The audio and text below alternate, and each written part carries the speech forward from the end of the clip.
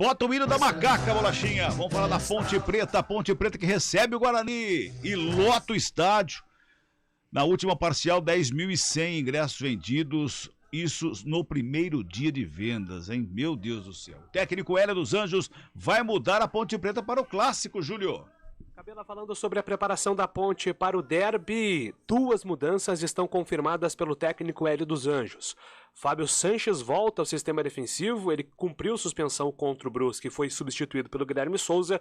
E também o Felipe Amaral, poupado no último jogo, entra na equipe titular. A principal dúvida envolve o substituto de Everton. Fecim e Nicolas são jogadores que estão sendo testados nessa posição e a expectativa é também que Leandro Barsi e Danilo Gomes fiquem prontos para este jogo importante. O zagueiro Fábio Sanches, que vai para o seu terceiro derby, o primeiro ele ficou no banco, o segundo ele foi substituído ainda no primeiro tempo, fala sobre a expectativa da Macaca para este confronto. Cara, a expectativa é muito boa, né? É um grande jogo onde mexe com as duas equipes, mexe com a cidade, né? A gente vê tudo aí o que envolve e como você falou, eu tive no banco, né, alguns jogos, o que eu participei foram poucos minutos, então acho que eu tô com mais vontade que todo mundo de jogar, minha vontade é muito grande de estar participando,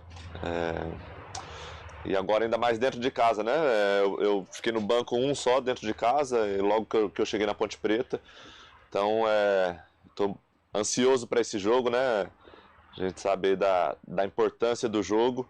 Então tô ansioso e espero que a gente possa conseguir essa vitória dentro de casa. Tá então, Cabela, Fábio Sanches está vivendo a sua expectativa de completar pela primeira vez 90 minutos dentro de um derby. E o Fábio Sanches é o xerifão da zaga, né, Carlão?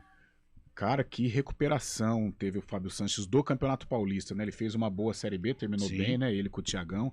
No Paulistão caiu de produção, na Série B retomou o espaço, é um dos líderes da equipe, tem um discurso forte, é um bom zagueiro, um reforço e tanto, né? Um reforço entre aspas, porque ele já estava aí, mas a Ponte estava na iminência de perdê-lo, né? E deu casamento, né? Fábio Deu. Sanches e o Matheus.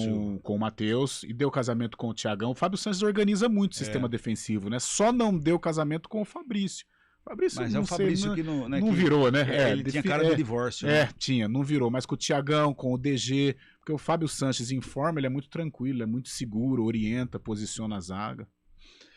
Quando a fase é boa, tem renovação de contrato e jogador que não quer ir embora não, viu, Júlio? Cabelo, uma informação também importante sobre a Ponte Preta, mercado da bola, né? 2 novidades aí importantes para o torcedor. Primeiro que o Felipe Amaral teve o contrato renovado, o vínculo dele ia até dezembro de 23, agora vai até dezembro de 2024, inclusive com ajuste na multa rescisória.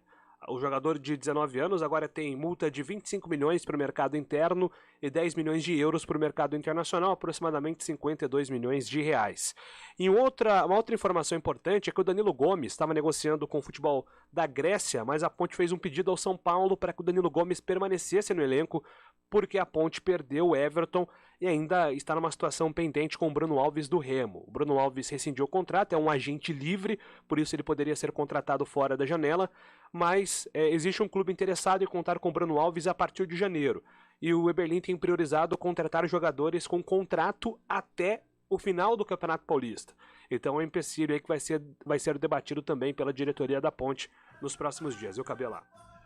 Pois é. É aquilo que eu falei. Quando a fase é boa, as coisas vão melhorando. E a Ponte está vivendo um momento bom. Então tudo vai se encaixando, vai se ajeitando. A vitória, ela abafa muita coisa, né? Ela abafa muita. Por isso que no futebol não tem jeito, é vencer ou vencer.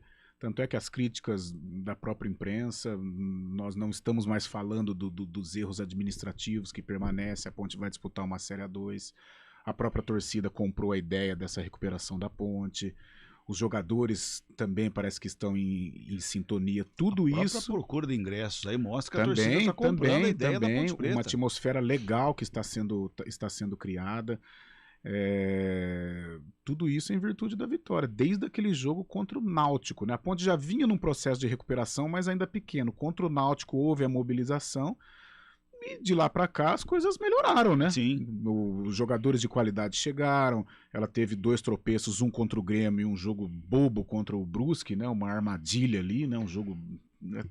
Mas fora isso, a Ponte teve um comportamento muito bom fora de casa, empatou com o CRB jogando bem, venceu o Vasco com autoridade, então é um bom momento. E agora, nada melhor pro torcedor desfrutar no jogo que o cara olha a tabela, o Ponte Pretano e o Bugrino e olha quando que é o derby, então tá chegando.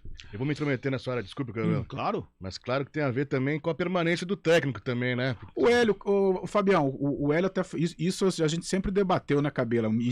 Legal isso aí. E as redes debate sociais bom. sempre pediram aí a saída do Hélio dos Anjos, e eu tenho comigo assim, eu acho que nem o treinador ele é o responsável pelo um sucesso, como ele também não é o 100% responsável pelo sucesso ou pelo insucesso. E o Hélio, ele abraçou a causa. O Hélio eu comparo muito com o Abelão em 2003, quando ele segurou a onda, e ele tem muito mérito sim nessa